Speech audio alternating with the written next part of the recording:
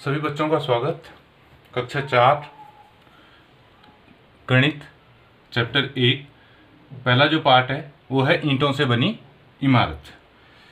ईंट का आकार कुछ इस तरीके से होता है जो घनाभ है, यानी कि घनाभ के आकार का जो है।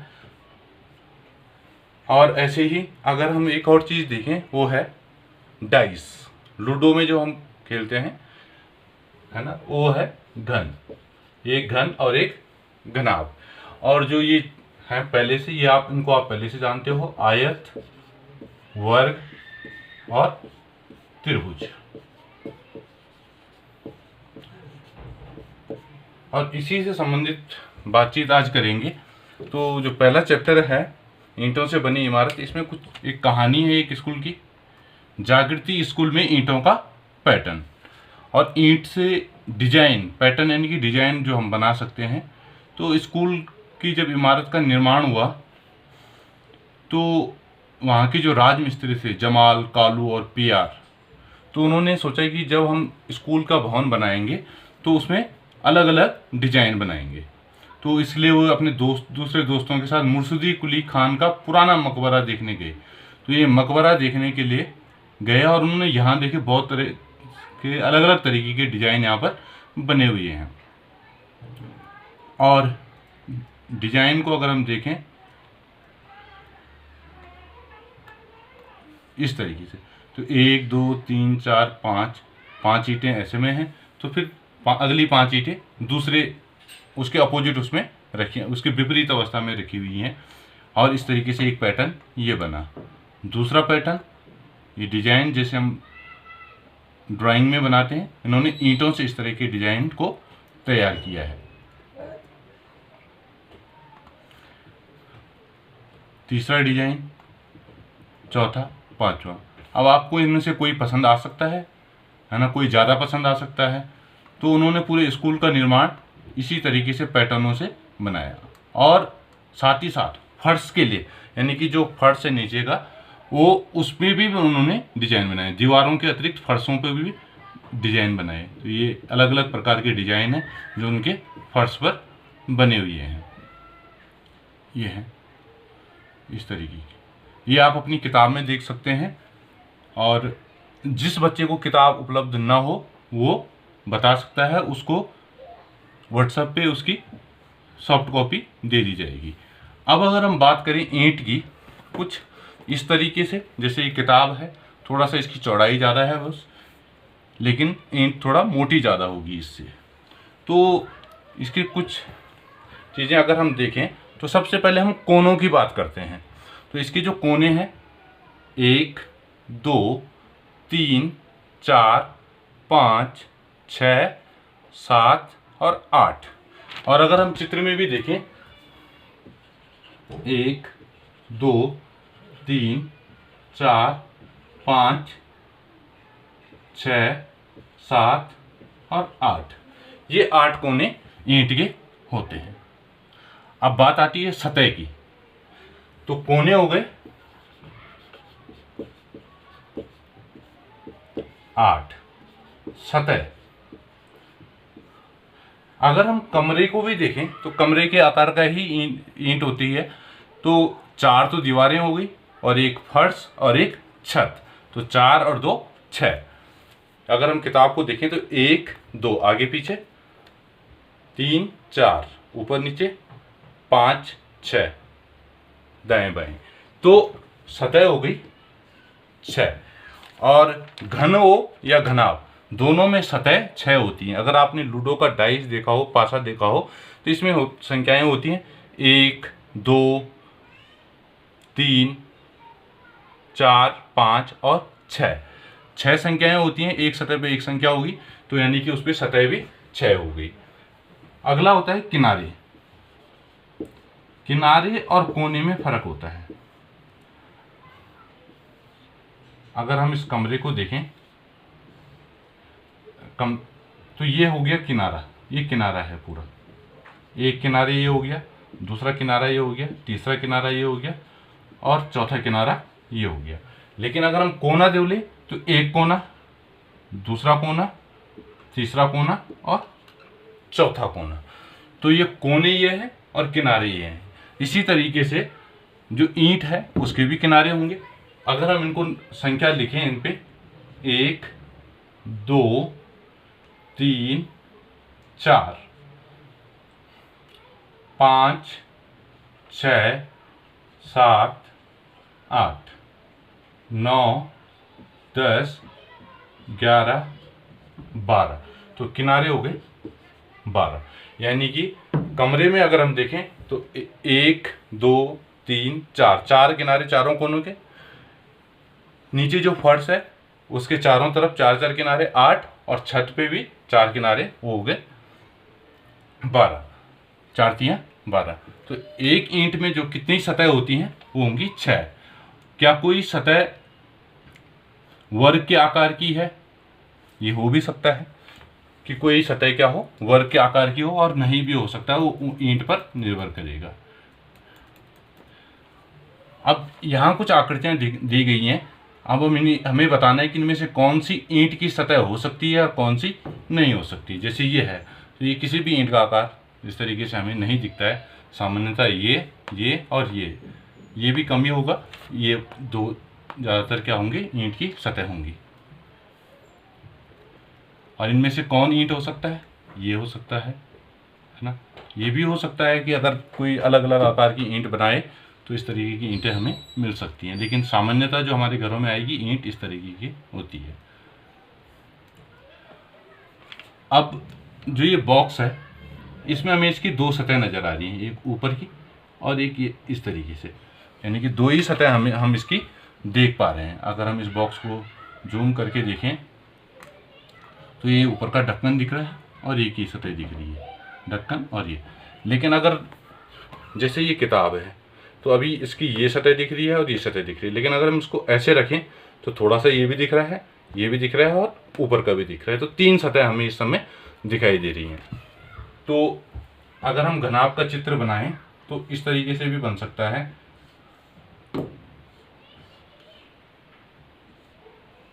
इसमें हमें इसकी तीन सतह दिखेंगी, 1 2 और 3।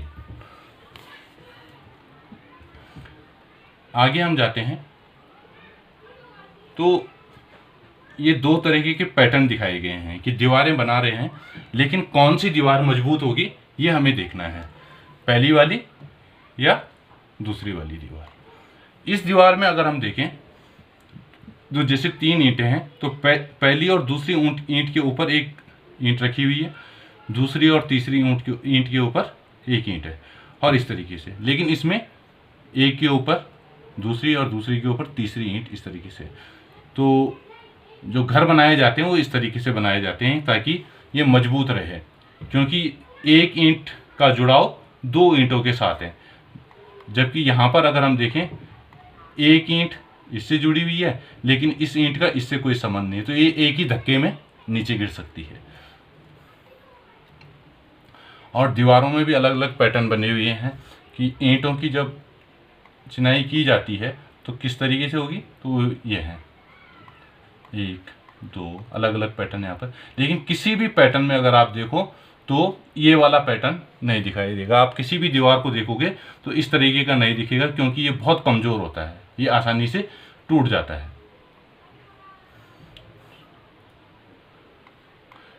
ये पैटर्न है कि इन पैटर्नों से हमें पहचान करनी है कि कौन सा पैटर्न किस में है। अगर हम इसको देखें तो इसमें दो ईंटें खड़े में रखी गई हैं, तो दो खड़े की ईंटें ये और एक है, यानी कि इसका चित्र ये है।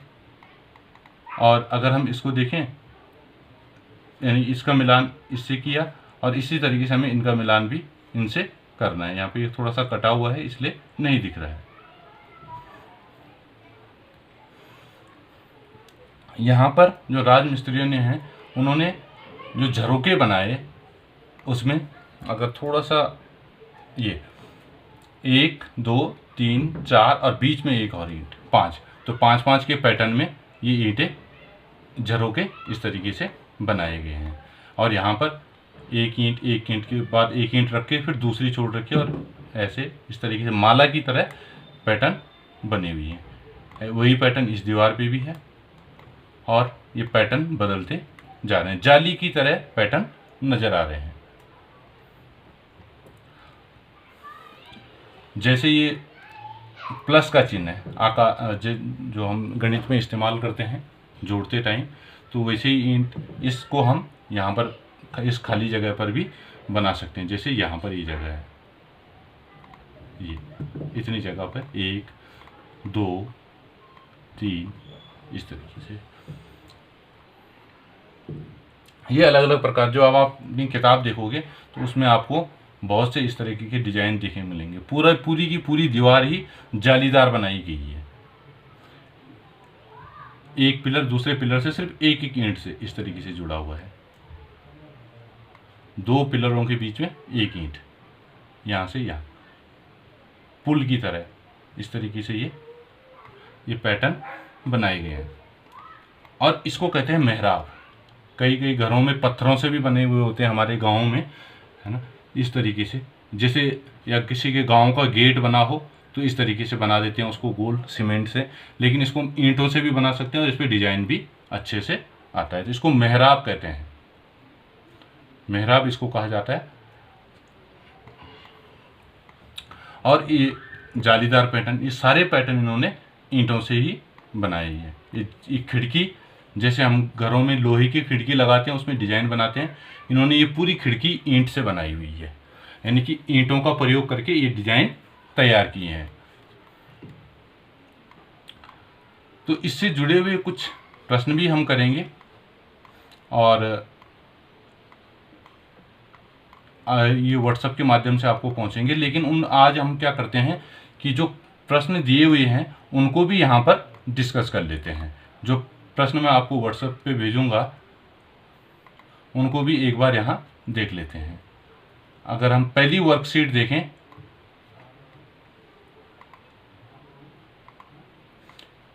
तो पहला प्रश्न है, रिक्त स्थान भरिए। ईंट के कोने होते हैं, तो 8 कोने होंगे। एक वर्ग के किनारे होते हैं, तो वर्ग तो बहुत ही छोटा सा, मतलब यह है कि जो हमने कक्षा 3 में पढ़ा हुआ है, तो 4 किनारे हो गए, 4 1 2 3 4। किनारे और कोने में अंतर होता है। आयत की सतह होती है, आयत की एक ही सतह होगी इस तरीके से। साबुन की सतह होती है, अगर हम साबुन को देखें तो ईंट की तरह होता है, तो जितनी सतह ईंट की उतनी सतह साबुन की, यानी कि 6 सतह। एक घनाकार डिब्बे के कोने होते हैं। घनाकार, आप लूडो का डाइस उठा करके देख सकते हो अगर आपके पास है, या कोई सी भी किताब भी देख लो, घन और घनाभ में कोने तो समान ही होते हैं, तो 8 कोने इसमें होंगे। ईंट की सतहों की संख्या, तो ये सारे प्रश्नों के उत्तर आपको इन्हीं चित्रों से मिल जाएंगे। ईंट आकार की होती है, तो घनाभकार की होती है, घनाभ के आकार की होती है। त्रिभुज के किनारे होते हैं, कितने किनारे होंगे? 3, 1 2 3, और कोने भी कितने होंगे? 3। तो जो किनारे हैं उनको हम भुजा भी कहते हैं। जो 2D हमारे फिगर होंगे उनमें हम इसको भुजा भी कह सकते हैं। त्रिभुज के कोने होते हैं। तो इस तरीके से ये कुछ प्रश्न थे। अगला है, नीचे दिए गए आकृतियों में जो सतह दिख रही हैं उन्हें गिनो और लिखो। अलग अलग सतहों पर अलग अलग रंग भरो। अगर अब हम ईंट को देखें तो 3 सतह दिखाई दे रही हैं, पहली, दूसरी, तीसरी। तो यहाँ पे आपको 3 लिखना है और इन तीनों पे अलग अलग रंग भरना है, हरा, नीला, पीला, आप अपनी इच्छा से भर सकते हैं। इसमें हमें 2 ही सतह दिख रही हैं, 1 2, तो आप यहाँ पे 2 रंग भरिए और यहाँ पे 2 लिखिए। एक ही सतह दिख रही है तो 1 रंग और 1 ही लिखना है। 2 सतह दिख रही हैं तो 2 रंग।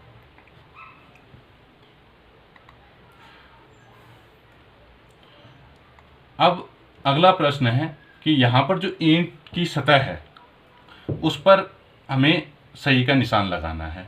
तो अगर हम देखें तो एक ये लग रहा है, एक ये लग रहा है। ये 2 सतह ऐसी लग रही हैं जो ईंट की हो सकती हैं। इनमें से कौन सी दीवार मजबूत है वो आपने टिक करना है। ये वाली मजबूत होगी या ये मजबूत होगी, और उसका कारण बताना है। और कौन सी और सॉरी, यहाँ पर ये मिस्टेक है, कि कौन सी की बजाय होगा क्यों।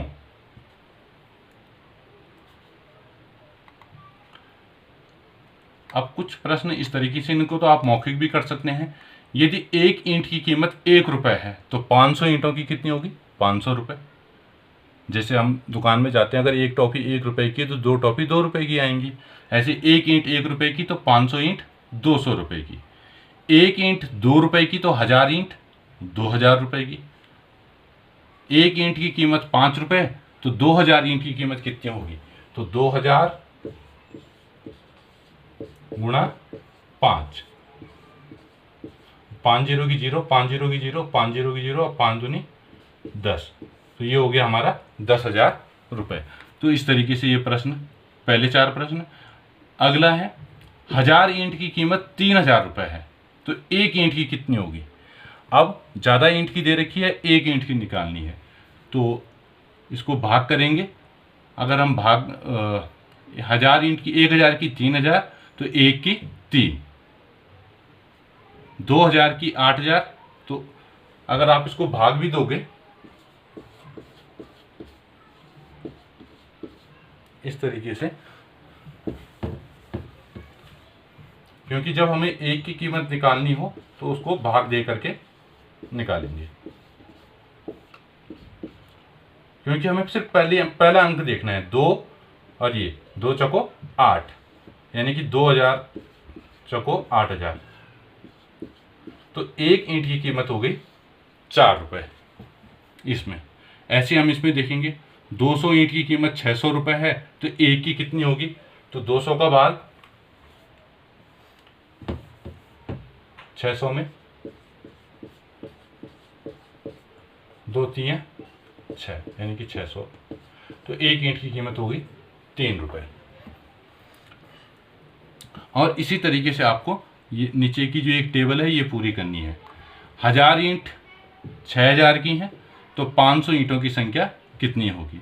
तो आप 500 ईंटों की कीमत कितनी होगी? तो 1000 ईंट 6000 रुपये की, यानी कि एक ईंट 6 रुपये की, तो 500 ईंट 5 छक्का 30, या इसका आधा कर लो। 1000 ईंट 6000 की तो 500 ईंट 3000 रुपये की, क्योंकि ईंटें कम आधा होंगी तो रुपये भी आधा हो जाएंगे। 2000 ईंट 18000 की तो 1000 ईंट, यानी कि इसके जो आधे हैं तो वो 9000, 9 दूनी 18। 6000 ईंट 24000 रुपये की तो 3000 ईंट 2400 का आधा 1200, 24000 का आधा 12000। अगली वर्कशीट है कि आपको ईंटों के प्रयोग से एक मेहराब का चित्र बनाओ। तो मेहराब आप ऐसा बना सकते हैं, एक यहाँ पर बना हुआ भी है इस तरीके का। और ईंटों के प्रयोग से दीवारों के 2 पैटर्न बनाओ। आपने दीवारों के पैटर्न बहुत से देखे होंगे, जैसे एक ये बना हुआ था कि ईंटें लगी हुई थी इस तरीके से,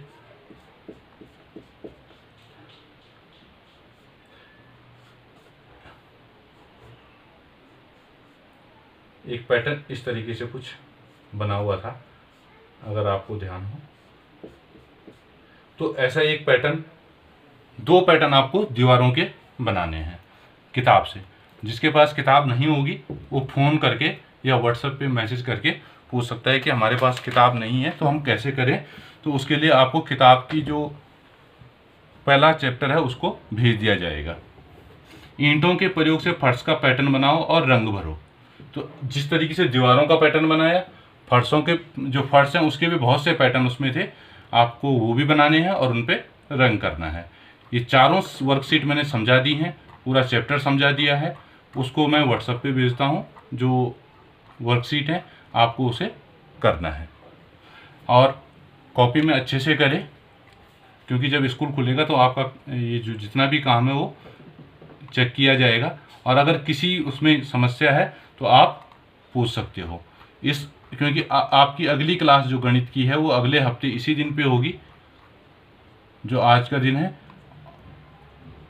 क्योंकि अगर आपको समय सारणी मिल गई हो तो आपको पता होगा, तो तब तक अगर आपको किसी प्रश्न में कोई दिक्कत आ रही हो, जो नहीं आ रहा हो करना, वो आप मुझे पूछ सकते हैं। धन्यवाद।